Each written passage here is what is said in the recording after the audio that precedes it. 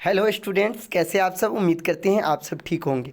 आज के इस वीडियो में हम एससीईआरटी का जो हिस्ट्री है क्लास 6 का, उनके जितने सारे चैप्टर वाइज क्वेश्चन हैं सभी क्वेश्चन को करने वाले हैं। तो ये वीडियो आपके लिए काफ़ी इंपॉर्टेंट होने वाले हैं। इस वीडियो को शुरू से अंत तक यदि आप देखते लेते हैं तो एससीईआरटी के जो बुक में आप देख सकते हैं किस तरह से क्वेश्चन है, जितने सारे चैप्टर वाइज सभी क्वेश्चन है वो आपको कवर हो जाएंगे।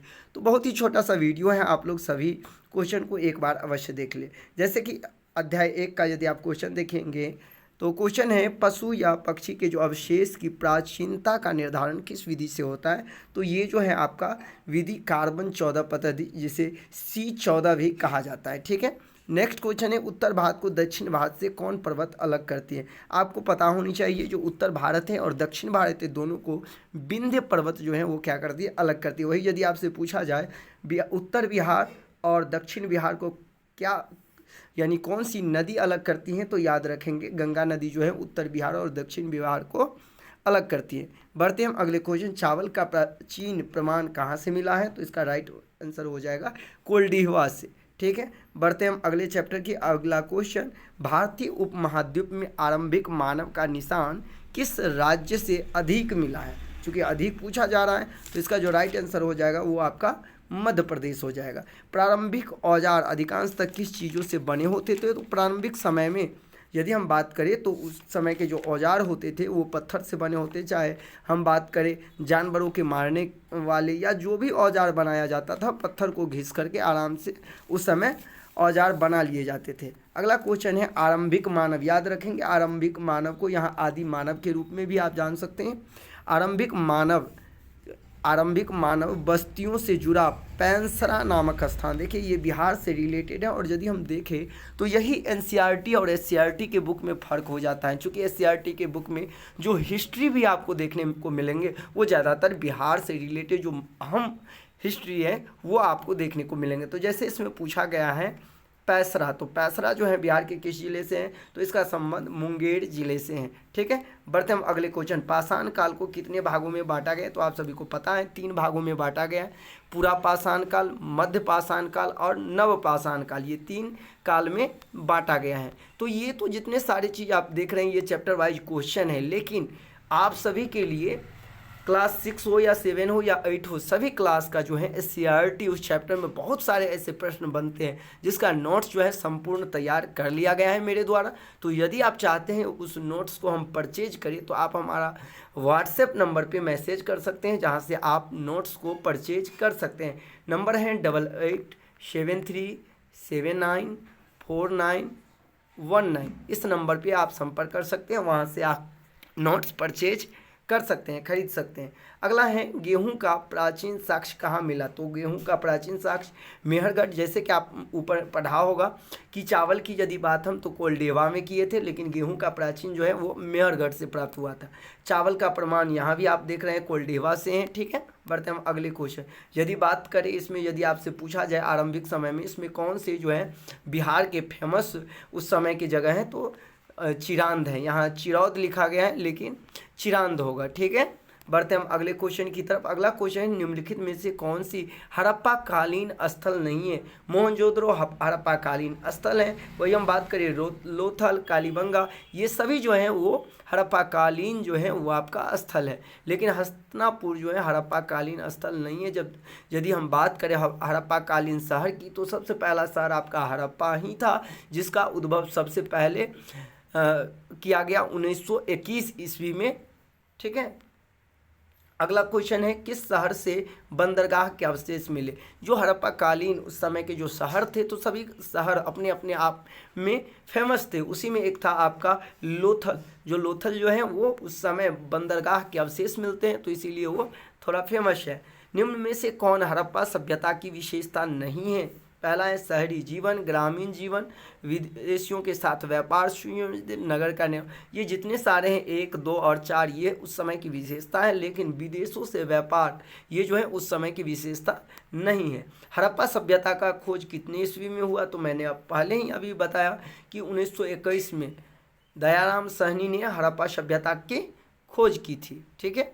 बढ़ते हम अगले क्वेश्चन, महास्नानागार किस नगर से प्राप्त हुआ? तो महास्नानागार जो है वो मोहनजोदड़ो से प्राप्त हुआ और इसका राइट आंसर मोहनजोदड़ो हो जाएगा। ठीक है, बढ़ते हम अगले क्वेश्चन और अगले चैप्टर। जैसे जैसे आप देख रहे हैं चैप्टर चेंज होते जा रहा है, जितने भी क्वेश्चन हैं सभी को इस वीडियो में क्लास 6 के सभी क्वेश्चन को हम कर लेंगे। वेदों की कुल संख्या कितनी है? तो ये आप सभी को पता है, वेदों की संख्या 4 है। अंत में आप सभी कमेंट करके ज़रूर बताइएगा कि आपको यह क्वेश्चन कैसा लगा। क्या आपको 7 क्लास का भी इसी तरह संपूर्ण MCQ चाहिए? तो निश्चित तौर पर यदि आप कमेंट करते हैं तो अगला वीडियो बना दिया जाएगा। ये वीडियो बनाना अगला आप लोगों के कमेंट पे निर्भर करता है। ठीक है, पुरुष सूक्त किस वेद में है? पुरुष सूक्त जो है वो ऋग वेद में इस सब चीज़ का प्रयोग किया गया है, इसलिए इसका संबंध जो है ऋग वेद। यदि सबसे पुराना वेद कहे तो आपका ऋग्वेद है, सबसे यदि नया वेद कहे तो अथर्ववेद है। अथर्ववेद जादू टोना का वेद भी कहा जाता है। इसके बाद संगीत का जनक जो है वो सामवेद को कहा जाता है। ठीक है, बढ़ते हैं अगले। ऋग वैदिक काल की प्रमुख व्यवसाय क्या था? तो ऋग वैदिक काल की जो सबसे प्रमुख व्यवसाय थी वो आपका कृषि था। ठीक है, इसके बाद आप सुनेंगे इमाम गांव। ठीक है, इमाम गांव। तो इमाम गांव का जो संबंध है वो किस राज्य से है? इमाम गांव का राज्य का संबंध जो है वो आपका बिहार से नहीं है, पंजाब से नहीं है, इसका संबंध महाराष्ट्र से है। ठीक है, बढ़ते हम अगले क्वेश्चन की तरफ। अगला क्वेश्चन है महाजनपदों का विवरण प्राप्त होता है, यानी कि जो महाजनपद होते थे इनका विवरण कहाँ से मिलता है? तो जो बौद्ध और जैन धर्म का जो ग्रंथ है उसमें स्पष्ट इस बात का जिक्र मिलता है महाजनपदों का। ठीक है, कौन सा महाजनपद बिहार में स्थित है? देखिए इसी को कहा जाता है SCRT से रिलेटेड क्वेश्चन। चूँकि यहाँ महाजनपद तो हैं लेकिन आपको किसी अन्य स्टेट के बारे में नहीं पूछा जा रहा है। क्या है, बिहार में कौन स्थित है? तो याद रखेंगे अंग महाजनपद जो है वो आपका बिहार में स्थित है। आगे हैं, राजा भूमि का उपज का कितना हिस्सा प्राप्त करता था? उस समय जो है राजा जो है वो अपने भूमि के तो 6ठा हिस्सा जो है प्राप्त करता था। ठीक है, पढ़ते हैं। मगध के शासक अजातशत्रु की राजधानी कहाँ थी? आपने सुना होगा, पढ़ा होगा कि अलग अलग शासक का अलग अलग राजधानी हुआ करता था, लेकिन यहाँ बात की जा रही है आपका अजातशत्रु के बारे में। तो अजातशत्रु अपनी राजधानी जो है वो राजगृह में बनाया था। ठीक है, निम्न में से कौन गणराज्य था? तो लिच्छवी जो है वो क्या था? गणराज्य था। ठीक है, यहीं से जो है गणतंत्र का जो है शुरुआत हुआ लिच्छवी से। ठीक है, गौतम बुद्ध का जन्म कब हुआ? तो 563 ईसा पूर्व जो है वो आपका इसका जन्म हुआ है, जो कि लुम्बिनी नामक स्थान, जो कि कपिल वस्तु है, उसी लुम्बिनी नामक जो जंगल है वहाँ पे इसका जन्म हुआ। यदि हम बात करें तो यह अभी नेपाल में स्थित है। ठीक है, जैन धर्म के संस्थापक कौन थे? तो जैन धर्म के संस्थापक ऋषभदेव थे। यदि हम पार्श्वनाथ की बात करें तो ये आपके 23वें तीर्थकर थे। ठीक है, और यदि हम बात करें महावीर की तो ये 24वें तीर्थकर थे। ठीक है, गौतम बुद्ध का संबंध जो है वो जैन धर्म से नहीं है, ये बौद्ध धर्म से इसका संबंध है। ठीक है, 24वें तीर्थकर को ही जो महावीर थे उनको जैन धर्म का प्रमुख संस्थापक कहा जाता है, क्योंकि सबसे ज़्यादा जो ये जैन धर्म का प्रचार प्रसार एवं जैन धर्म से रिलेटेड बहुत सारे जो बातें कही हैं मूल रूप से वो महावीर का ही देन है। ठीक है, महावीर ने कब निर्माण का मतलब होता है मृत्यु, तो ये 468 ईस्वी में क्या हुआ? निर्माण प्राप्त किए। ठीक है, जल मंदिर कहाँ है? तो बिहार में ही है, और बिहार की ये पावापुरी में जो है जल मंदिर स्थित है। ठीक है, बढ़ते हम अगले क्वेश्चन की तरफ। अगला क्वेश्चन है सम्राट अशोक कहाँ का शासक था? तो सम्राट अशोक जो है वो मगध का शासक था। कहाँ का शासक था?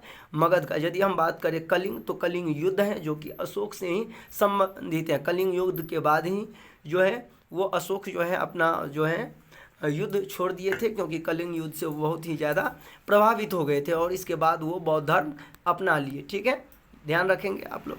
चलिए बढ़ते हैं। किस उपदेश ने सम्राट अशोक को प्रभावित किया? किसके तो आपको पहले ही बताए, महात्मा बुद्ध के द्वारा ही बौद्ध धर्म का जो उपदेश दिया था उससे वो प्रभावित हुए थे। अशोक के साम्राज्य में प्रशासन का उच्च पदाधिकारी होता था, यानी जब अशोक का साम्राज्य चल रहा था उस समय जो उच्च पदाधिकारी होते थे उसका नाम था आपका अमात्य। क्या नाम था? अमात्य। ठीक है, बढ़ते हैं अगले क्वेश्चन।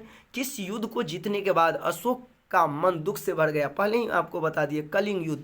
कलिंग युद्ध में हजारों जो लोग मारे गए, उसके बाद जो है कहीं ना कहीं अशोक का जो है मन पिघल गया, अशोक को बहुत ज़्यादा दुख हुआ और उसके बाद महात्मा बुद्ध के संदेश के बाद उन्होंने बौद्ध धर्म अपनाया और बौद्ध धर्म अपनाने के बाद अशोक ने अपने पुत्र महेंद्र और पुत्री जामनी जो थी उन्हें श्रीलंका भेज दिया गया।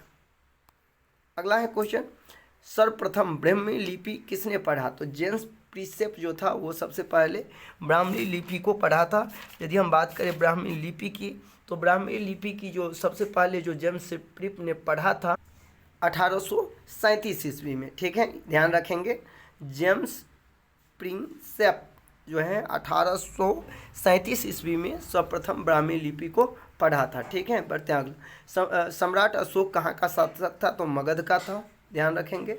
ठीक है, ये पेज जो है रिपीट हो गया। बढ़ते हैं हम अगले पेज की तरफ। ठीक है, छोटा एवं स्वतंत्र किसानों को क्या कहा जाता था? गृहपति कहा जाता था। उस समय की बात है इस चैप्टर के गृह। ठीक है, आगे हैं संगमकालीन दक्षिण भारतीय किसानों को क्या कहा जाता था? तो वेल्लार के नाम से जाने जाते थे। ठीक है, सुदर्शन झील, अक्सर आप देखे होंगे सुदर्शन झील के बारे में। तो सुदर्शन झील का निर्माण जो है वो चंद्रगुप्त मौर्य ने करवाया था। किसने करवाया था? चंद्रगुप्त मौर्य के समय में।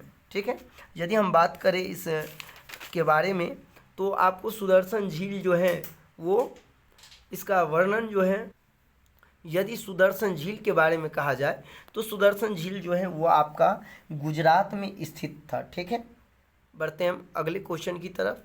अगला क्वेश्चन आपका है कि संगमकालीन व्यापारिक नगर कौन नहीं है? इसमें कह रहा है संगमकालीन व्यापारिक नगर कौन नहीं है, तो आपको बता दे इसका सही उत्तर उदयपुर हो जाएगा। ठीक है, बढ़ते हम अगले क्वेश्चन की तरफ। अगला क्वेश्चन है प्रसिद्ध यूनानी शासक कौन था? तो प्रसिद्ध जो यूनानी शासक था वो था मिनांडर। ठीक है, कनिष्क की राजधानी कहाँ थी? तो कनिष्क की राजधानी पेशावर थी। ठीक है, बढ़ते हैं अगले। शुंग वंश के संस्थापक कौन था? तो पुष्यमित्र शुंग इसे कहा जाता है, यही इसके संस्थापक थे।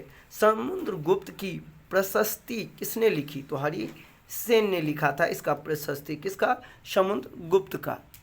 ठीक है, बढ़ते अगले क्वेश्चन। हर्षवर्धन किस वंश का राजा था? तो पुष्यभूति वंश का जो राजा था वो कौन था? हर्षवर्धन था। मौर्य वंश की बात करें तो चंद्रगुप्त मौर्य, जो आप सुने होंगे। गुप्त वंश की बात करें तो समुद्रगुप्त, ये सब चाहे चंद्रगुप्त द्वितीय, ये सब क्या थे? गुप्त वंश के शासक थे। मेहरौली की लौह स्तंभ से किस राजा के बारे में जानकारी मिलती है? तो चंद्रगुप्त द्वितीय के बारे में, इसके बारे में जो महरौली की लौह स्तंभ है इसके संबंध में। अगला है नालंदा विश्वविद्यालय में विद्यार्थियों को प्रवेश कैसे मिलता था? तो उस समय जो है विद्यार्थियों का जो है सवाल पूछकर जांच परीक्षा द्वारा जो है वो प्रवेश मिला करता था। ठीक है, ऐहोल अभिलेख किस राजा का प्रशस्ति है? तो आपको बताते पुलकेशिन द्वितीय का। किसका? पुलकेशिन द्वितीय का। ठीक, बढ़ते हैं अगले क्वेश्चन। अभिज्ञान शकुंतलम जो कालिदास ने लिखी वो क्या था? एक नाटक था। ठीक है, अभिज्ञान शकुंतलम। मंदिर के महत्वपूर्ण भाग जहाँ देवता की प्रतिमा रखी जाती थी उसे क्या कहा जाता था? तो उसे गर्भगृह कहा जाता था। ठीक है, अगला है दशावतार मंदिर। दशावतार मंदिर किस देवता का प्रतिमा है? तो ये विष्णु भगवान की प्रतिमा को ही ये जो दशावतार मंदिर है उसमें स्थापित किया गया है। ठीक है, इनमें से सबसे पहले किस पुस्तक की रचना की गई? ठीक है, तो इसमें से किस पुस्तक? तो इसका जो राइट आंसर हो जाएगा वो आपका क होगा, यानी कि ऋग्वेद होगा। ठीक है, बढ़ते हैं अगले क्वेश्चन। इनमें से तमिल साहित्य कौन है? तो शिल्पपदिकारम तमिल का इसमें पूछा जा रहा है आपसे कि तमिल साहित्य कौन है? तो इसका जो राइट आंसर हो जाएगा वो 4 होगा। इसी के साथ आपका क्लास 6 का हिस्ट्री के जितने सारे MCQ थे SCERT बुक में वो सारा इसी वीडियो में हम आपको कवर करवा दिए। यदि आप चाहते हैं 7, 8, 9, 10 सभी के SCERT का हिस्ट्री का कवर हो तो आप एक बार कमेंट करके ज़रूर बताएं और इस चैनल को सब्सक्राइब अवश्य कर लें कि जब भी मैं वीडियो डालूं तो आप सभी को ससमय नोटिफिकेशन मिल जाए। मिलते हैं नेक्स्ट वीडियो में। अभी के लिए बस इतना ही। बने रहे मेरे इस YouTube channel CTT success classes पे। धन्यवाद।